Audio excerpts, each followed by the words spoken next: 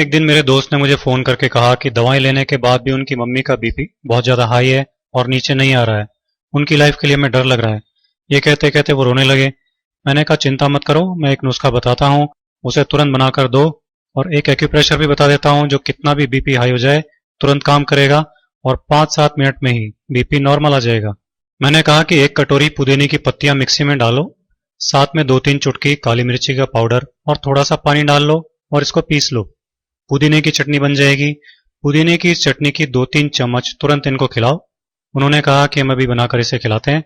फटाफट 2 मिनट में ही उन्होंने चटनी तैयार कर ली और तुरंत उनको खिला दी। 5-7 मिनट में ही उनका आराम आने लग गया। तब वो मुझसे कहने लगे कि पुदीने की चटनी कभी कभी हम खाते हैं, पर ये इतनी जबरदस्त दवा है हमको मालूम नहीं था।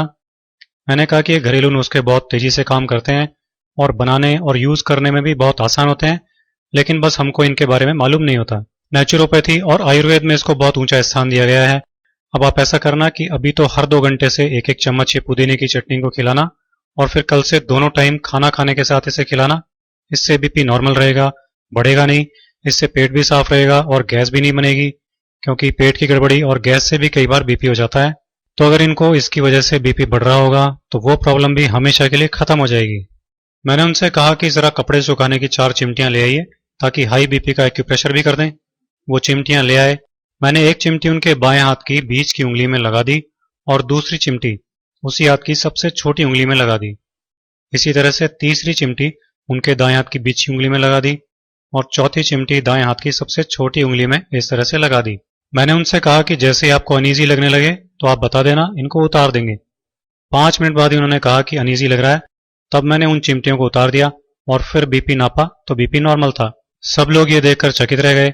मैंने कहा कभी भी ऐसी बात हो तो इसे तुरंत कर डालना और इसे रोजाना दिन में एक बार इसी तरह से करना। बीपी हमेशा नॉर्मल बना रहेगा, जान का खतरा भी नहीं रहेगा।